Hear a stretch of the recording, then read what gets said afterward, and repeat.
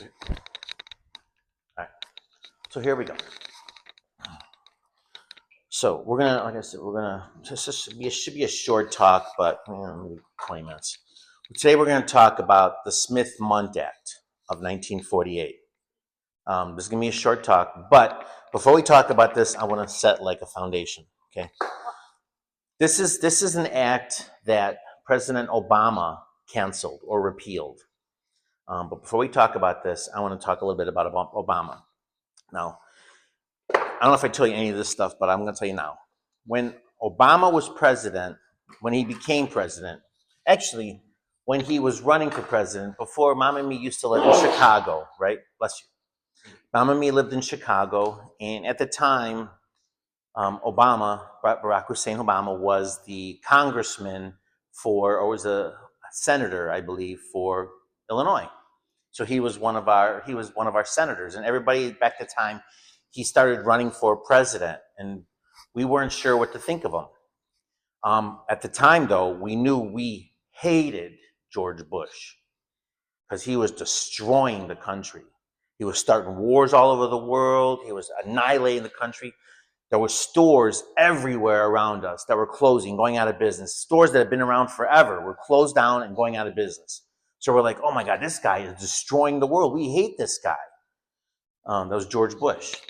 And then we heard that Barack Obama, we didn't know anything about it, but we knew he was a black guy. We thought maybe a black guy would save the world because he was talking about this hope and change. I'm going to give the people hope and change. I'm going to change. And the world was crying for change because it was going horrible. So everyone was listening to him. Back in Chicago, Mom and me used to listen to a radio channel called B96. It was played the pop music, and we listened to it every morning because that had the funny guys that would talk on the radio and make you smile, and then they would play popular music. They were asking people to call in, and what did you think about Barack Hussein Obama? And everybody was calling in saying, yeah, we would hope and change. We were hoping he was going to do something and hoping he was going to change the world. And one lady, finally called and said, I work for Barack Obama in the Senate office here in Chicago. And she was warning, don't vote for him, tell everybody. He is a crook. He is a criminal. She said something, the DJ was asking, what do you mean by that?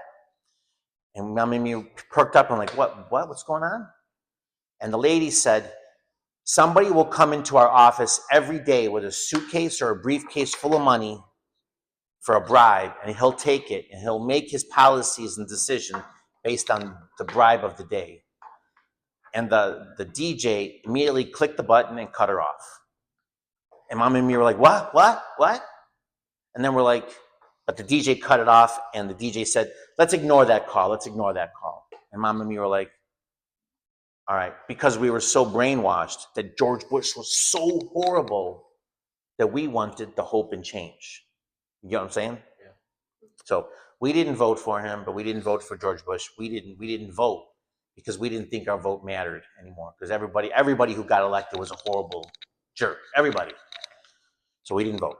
He got elected, but at his inauguration, he was in a glass bubble ball because everyone was afraid the first black president would get assassinated. We watched his inauguration on TV, and Mom and me cried because we were hoping for hope and change. Get where I'm at so far, right? Okay.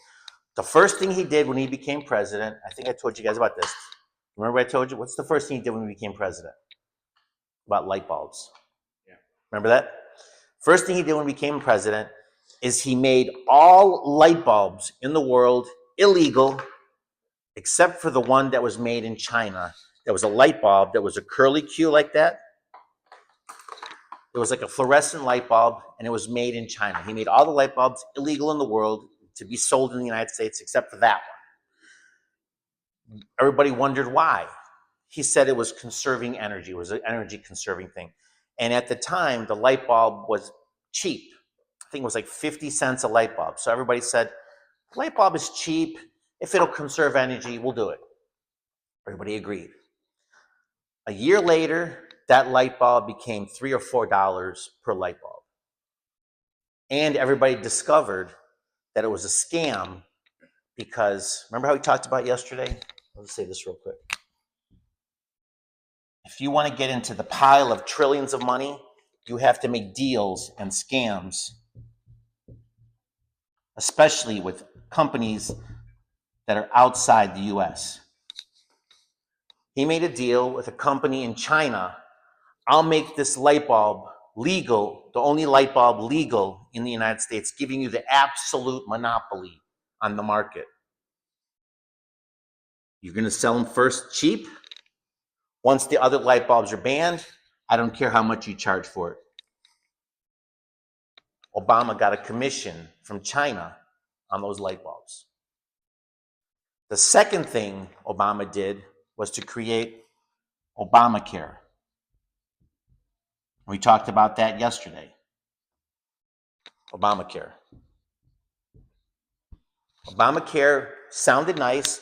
It was something that they created to give insurance to everybody.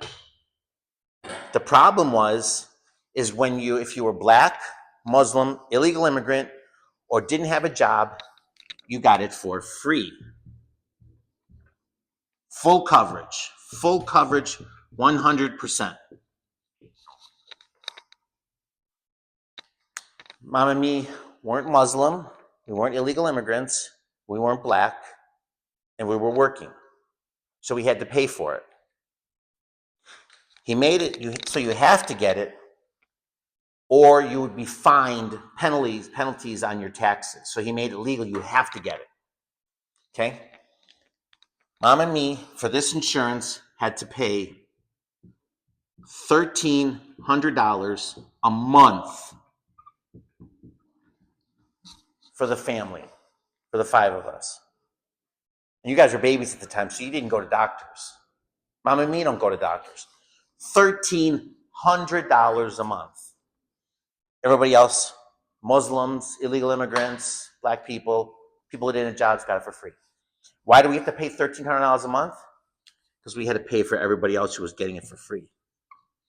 But after the second month we made the payment, I was like, this payment is expensive. I can't do this all the time. We better go to the doctor. I told Mom, we better go to the doctor just to see how good this insurance is. In the second month, after we made the second payment, Mom went to the doctor, and I went with her. I think, I forgot what it was for. I don't even think Yana was born yet, so we were a smaller family. I think it was right after Angie was born, so it was just the 4 of us, not 5 of us. Just the 4 of us, and Mom just gave birth to Angie, and we were going to go to the doctor to see postnatal care, see how she was doing.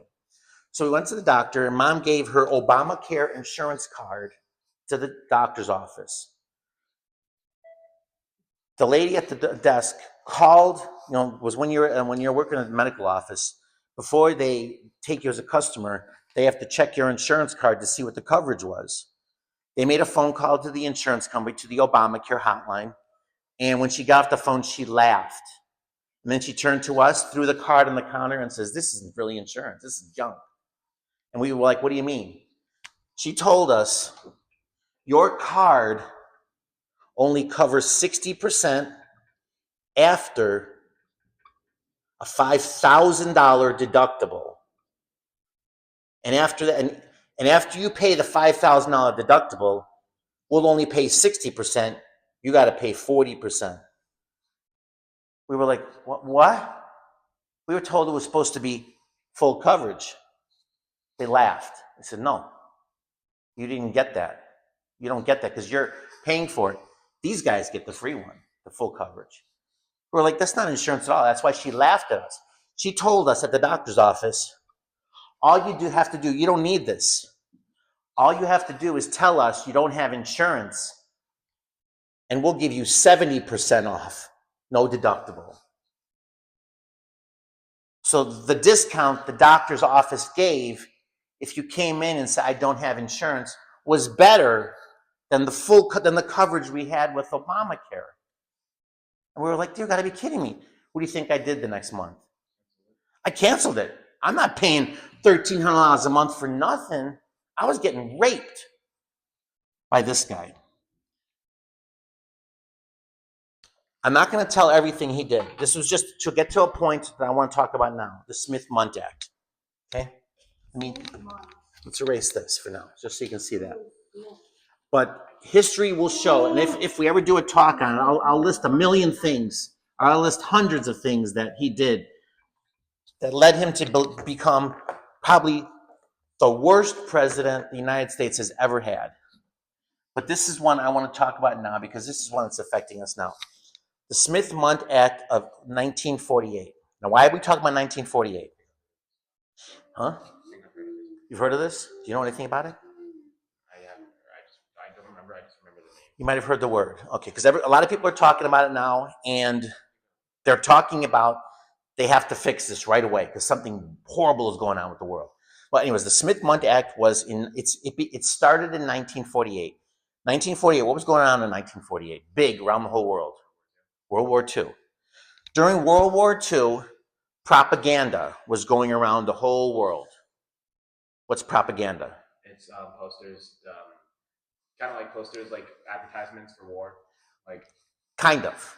You're getting there. Okay. What? Is it posters of honesty or? It's like we want you in the army, stuff like that. Kind of. Or kind of like it's kind of like indoctrinating you in like. There you go. And like what so they want you to believe. Exactly. So here's what it is. During World War II, art of war, a form of war, is deception and trickery, right? So what we were doing is, like, I'll give you a form of war today. One of the things George Bush did, why he was such a shitty president, is in order to get us to attack Iraq and blow them out of existence, he had to lie to do it. He had to use propaganda to say the Iraqis are kicking in hospital doors, walking into the nurseries and hospital rooms, picking up babies and slamming them on the ground and killing them. That wasn't happening. George Bush was lying to anger everybody, infuriate everybody, to make excuses to go to war. And then when the World Trade Centers came down, George Bush said, Iraq did it. And we were ready to go to war with Iraq. Propaganda is openly lying to the people to elicit a response or an emotion so that you can do what you want to do. It's openly lying. The reason it happened during World War II is every country was doing that to other countries. Germany was lying to the world, saying, we're not hurting people, we're not killing Jews. And the United States, everybody was lying to everybody. But the Smith-Mundt Act, and they were lying to everybody to elicit responses, to encourage their people to go to war for the right reason, because we had to abolish tyranny in the world. But in the United States, the Smith-Mundt Act was put into law by Congress to prevent any lying done internally. So in the United States, a law was passed in Congress that you could lie to enemies and to enemy people to get a response, but you can't lie internally within the United States to your own people. Does that make sense? Because your own people need to know the truth. That's what it is. Propaganda. Propaganda is saying a lie to elicit a response so that you can do something else. But the Smith-Mundt Act said you couldn't lie to your own people. And this law stood for years, 60 years, until Obama became president. And what did he do? Is he canceled or repealed this act. When you repeal an act, you cancel it. What does that do now? If he canceled the act, what can he now do? You can now go against the act and say it and lie. Yeah. So if you cancel the act, Obama now made it 100% legal to lie to the American people. Now, who can lie to the American people now? He could, anyone. Obama could lie to the people, Congress can lie to the people, the news can lie to the people.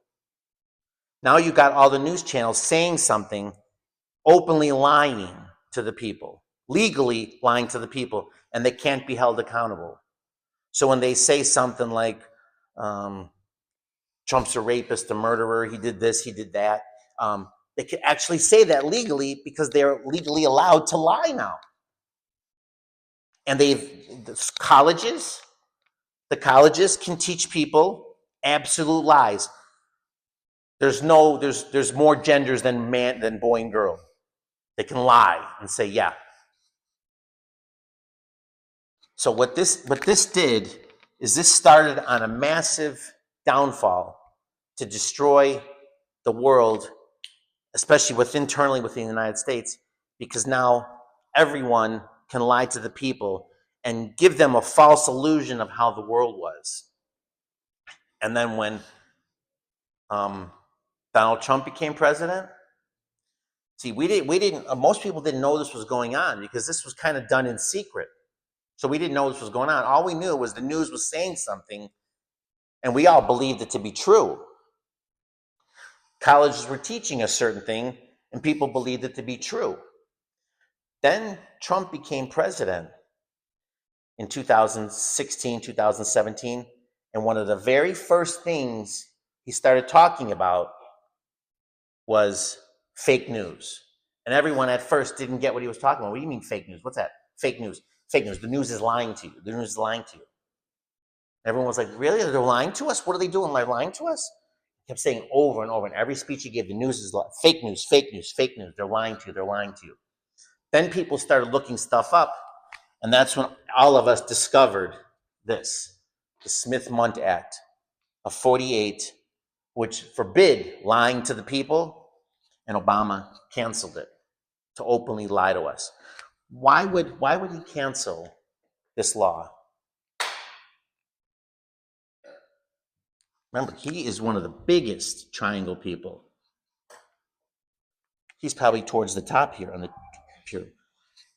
If he canceled this act, it's because he knew he and his friends and his criminal associates in China and in other countries who was giving him money were going to lie to us more and more and more. And he needed to get rid of the obstruction to make the lying legal. Make sense? Yeah. Now, one thing I forgot to say before, when I was talking about the insurance, Obama made money. You know, Obama, he's a billionaire. A billionaire. Why? Because he made deals with all kinds of countries. He not only got a deal with China to sell the light bulbs, he was making commission off of that. Under the Obamacare, by forcing us to pay and giving it free, Obama makes $3 million every year commission on that insurance, on Obamacare insurance. $3 million per year on commission, and they call it royalties because he's the one. It's his deal. He made it legal. He made it required. So he's getting $3 million a year, while the insurance companies are making trillions of dollars. So, anyways, why I brought this up is because everyone's talking about this Smith-Mundt Act, and everyone is talking about we have to reenact it. We have to cancel this, and we have to put that law back into place to make it illegal to lie to the American people. Once it becomes illegal to lie to the American people, the news, the schools, the colleges will have to tell the truth. And when they don't tell the truth, when they tell another lie, they could be sued into oblivion. What were you going to say? It's considered, it could also be considered treason. What's the penalty for treason? Death. But if a college is teaching lies, they can be sued. Their money can be pulled. If they're getting funding from the United States, it can be pulled. If they continue lying, they can lose their charter to even be a school. And they can be sued into oblivion, which means sued to the point where the school doesn't belong to them anymore. It belongs to the people. And if you continue to, or if your lying is so egregious, so horrible, you could be arrested for treason and be hanged to the death, or a firing squad and a firing squad to death. That's how important this law was. So everyone's talking about it now because they want to bring that law back so they can stop lying to the people. Any questions? Okay, so I want you to remember that, because when people start talking about it, you'll know exactly what it is. Okay, now we're going to watch a movie. Turn this off.